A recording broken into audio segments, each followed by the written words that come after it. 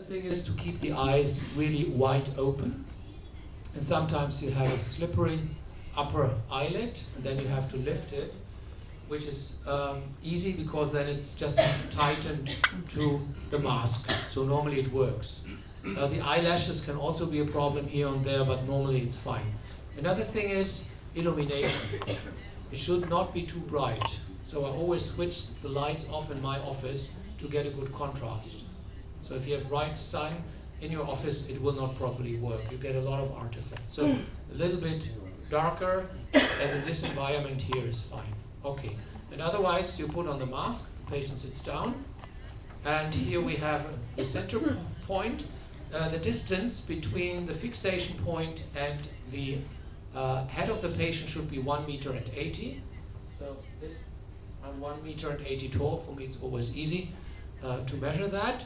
So you have a mark in your office, 1 meter and 80. If you go too close, the gain will be artificially high. If you go further away, it will be lower. But this is in a 5% range. But nevertheless, you should have standardized ways to do that. Okay, and then we can start with the calibration for the next measurement. And calibration is easy because the system has these 5 LEDs. And independent of the distance, the angle will always be the same. That's elegant and simple. So we have one in center, up, down, right, left, and then we can start. And you tell the patient where to look at. So you run the recording.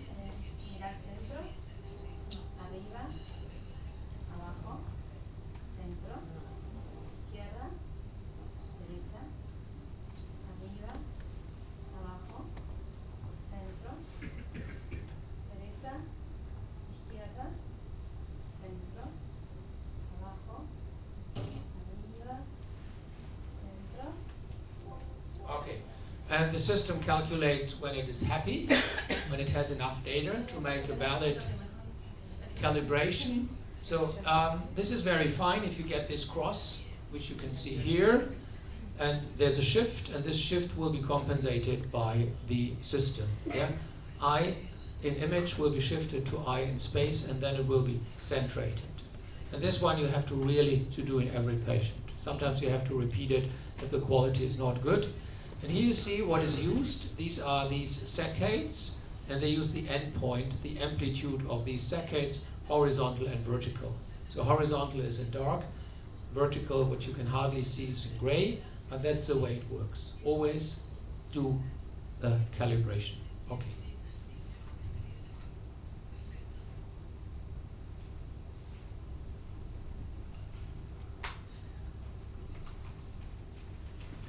Good. And then we start with the head impulse test. Not necessary. You don't have to do. If one calibration is fine, you don't need to make a head calibration. So keep it short and simple. That's the motto. And then here you see the range of the angular velocity. The system would like to have your head impulse, so from 150 to 300 degrees per second after 60 milliseconds. If it's outside, the system will not consider this recording as valid. Okay, please move on. And the patient has just to fixate the dot in the center,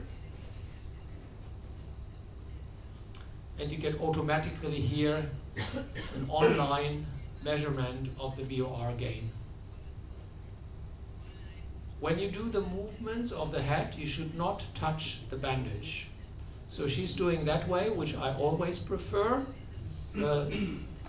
Below the bandage, here we have a little artifact in this one, when she goes to the right. Look at the center. There's some artifact here.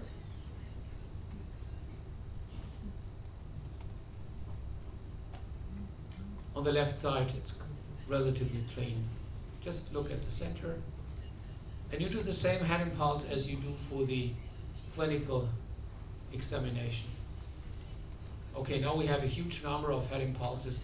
I normally stop when I have 7 valid data on each side. Okay, then you can stop, and you get online a calculation.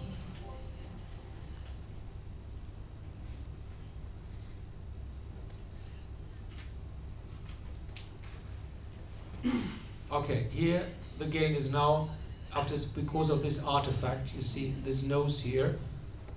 Normally you would repeat the measurement, it's 0.87, and here it's 1.0. So this is perfect, and there's something wrong here.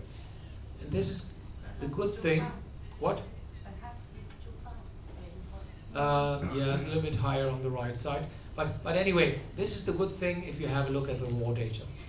And if data are published with patients, we always like to see the raw data, because then we can easily estimate the quality of the recording. That's very important. Okay, good.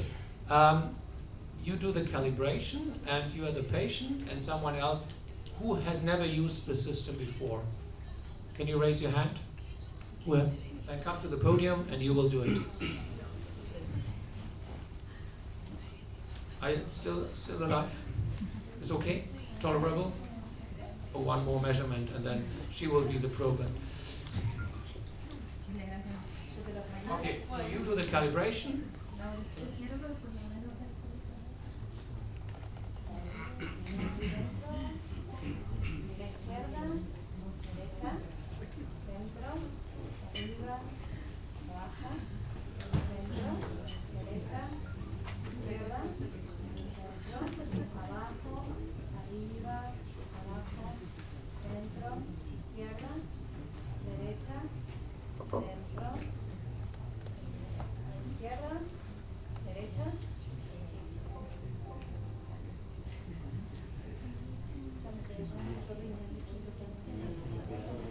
Okay, that's fine.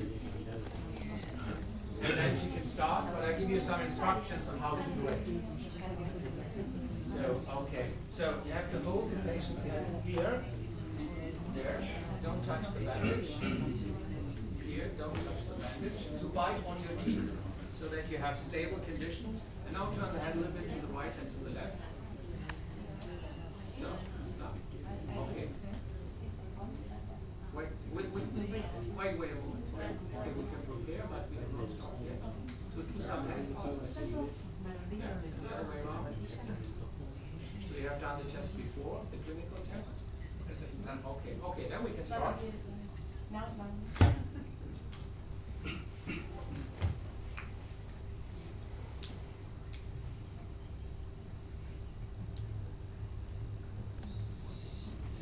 So she's doing that now for the first time, and you get an idea how easy it is to do that, even if you have never done that before. Yeah? So it's a straightforward, hardwired reflex which you measure, and she's stimulating in a very smooth way.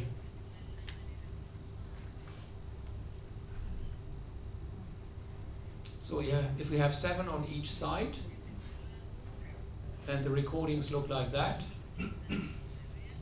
So now okay, we can stop. Yeah, that's enough.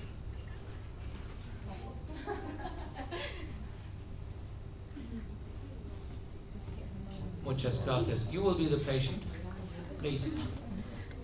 Okay, so she has done a perfect job. The gain is 1.0 and the standard deviation is 5%. So it couldn't be better. So that was a hit right from the beginning. Okay. So she's going to be the patient. Take off your glasses. She survived. Okay. Who want to do? You? Yeah. We do 3 or 4 examples and then we split into 2 groups. So the half of the group can go outside with the technician, and the other half group stays here. So ideally everybody should do the HIT one time, if you like. But only those who have never done it before. For the other one, it's waste of time. What? No, you can do the and reposition the camera. Yeah.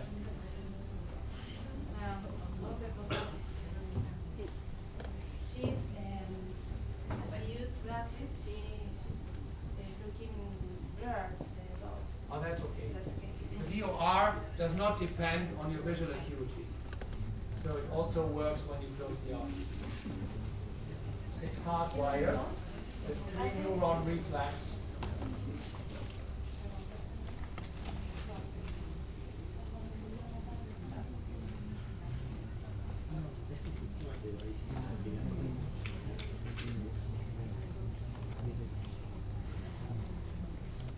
Okay.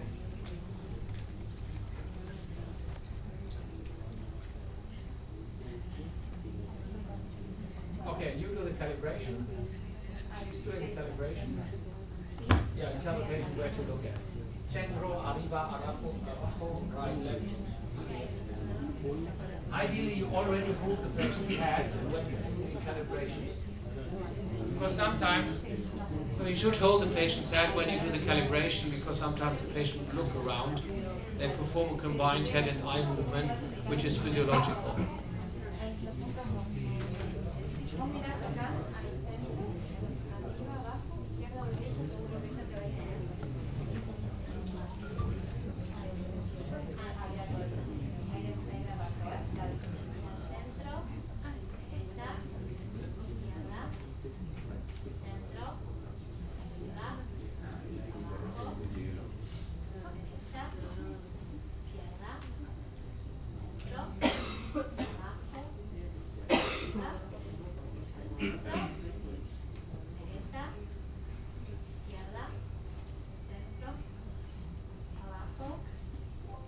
Okay, that was a perfect calibration, very compliant. The doctor and the patient.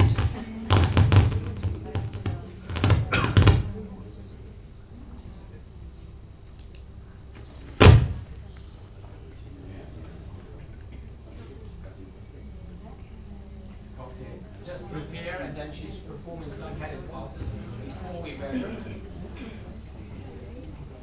Okay, now try. Do something. Yeah. Okay, looks pretty good. Okay, move on. We can start. Start? Yes. Okay.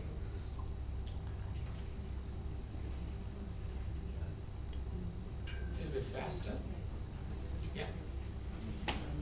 A little bit faster.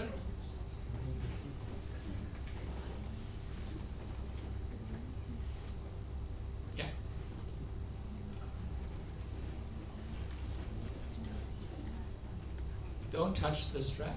And she's biting on her teeth. Okay. Bite on your teeth, and you do a little bit faster.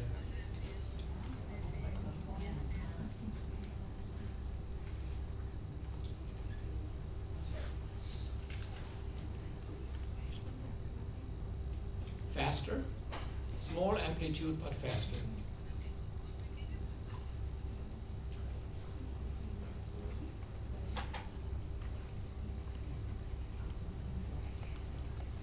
Faster, small amplitude and faster.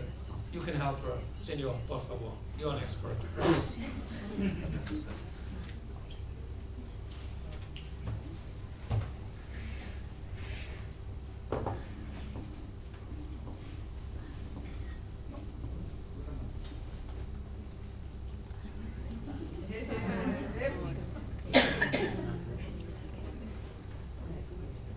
So we have some artifacts.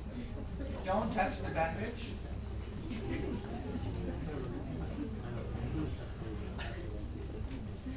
Oh, you can stay here. We have another patient. A little bit faster.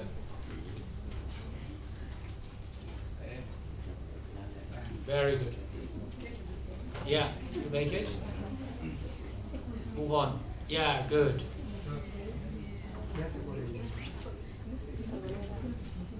Two on each side. Yeah.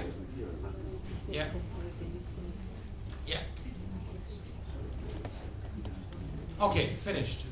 And now stop. It's just calculating now.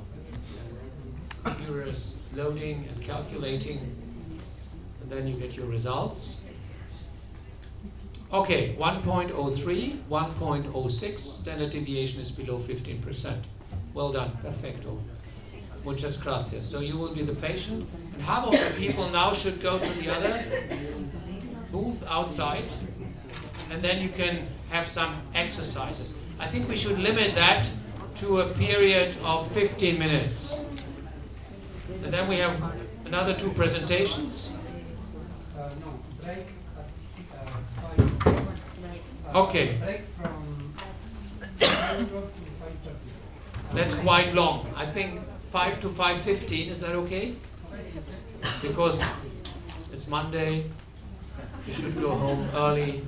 So, from 5 to 5:15, then we have a presentation, and then my final presentation on the pharmacotherapy.